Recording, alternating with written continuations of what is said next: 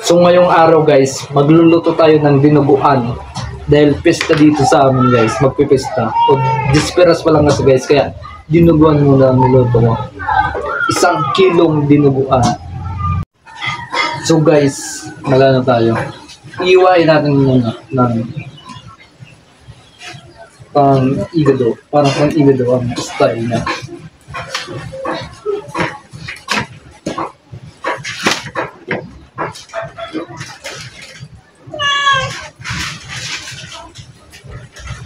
So ganyan lang kasimple guys.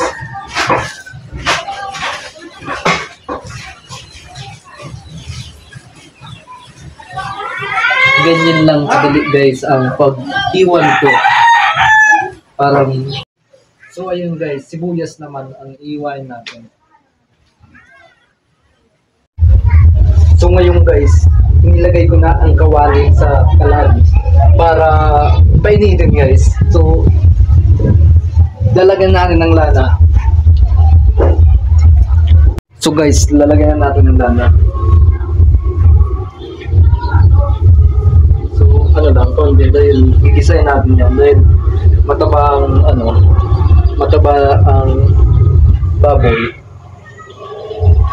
So ilalagay natin ng sibuyas at bawang.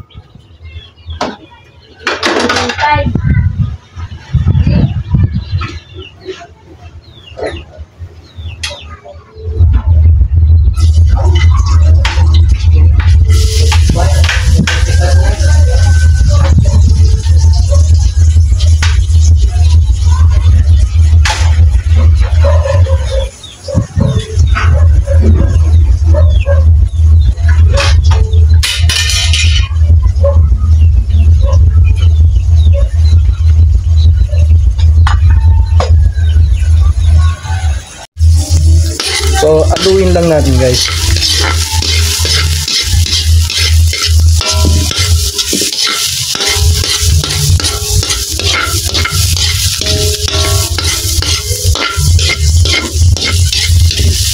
Konti lang guys dahil may maglalagay tayo ng gata. So, puro lalabas ng mantika. Kaya inuntian ko lang ang lanang nilagay. Lagyan natin ng ang karne.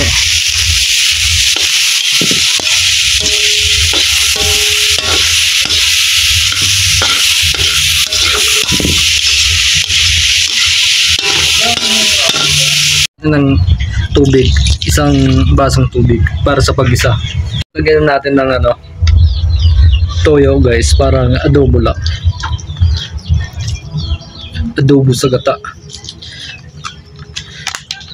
Parang ganun lang ang pagluto nito. Pasintabi sa mga hindi kumakain ng dinuguan. So nilagay natin, ninalo natin sa gata guys. Hindi ko na pinakita dahil maproseso 'yon. Dahil pista guys ngayon, marami ang niluto natin. Ilalagay na natin ang napakaraming saging o iniwang saging guys. Dahil pista ngayon, marami ang ilalagay natin. So tinatawag tong berdura dito. Maraming berdura guys. Guys, nalo-halo lang natin.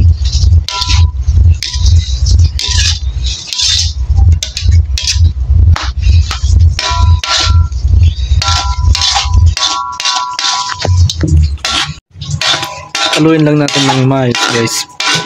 At nag-additional ko ng tubig ng 2 baso. Dahil marami palang inanong saging.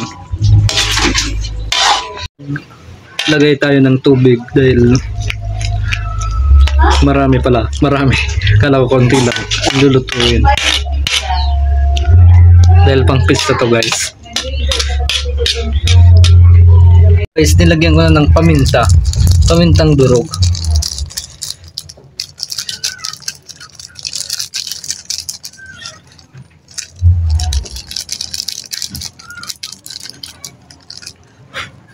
Tayo ng pesto dahil hindi naluluto sa dapat pa ganitong kalaki na kahoy na dapat ang ipanggatong natin dahil hindi kaya. So nilagyan ko na ng asin.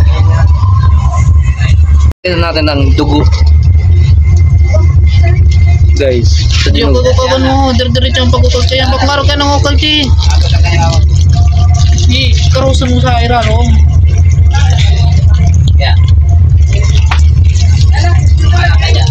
Sige, yan. Ukagin lang natin. Walo-waloin lang natin guys dahil bumubuo ang dugo pag hindi na halo ng maayos.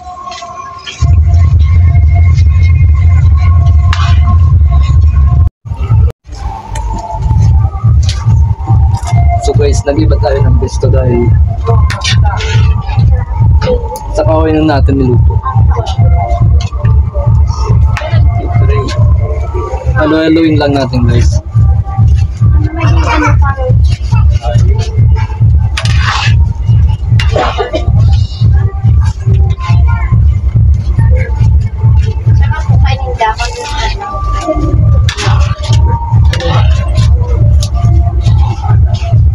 Ano po yung sarong laba? Yan ang ito yan. Kailangan bantan lang. Parang na. At ilagay na natin ang sili.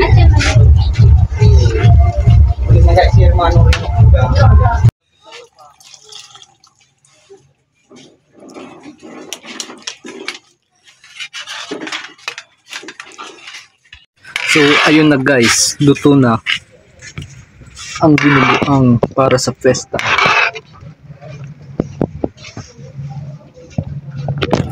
So ganyan lang kadali pagluto ng dinuguan para sa festa.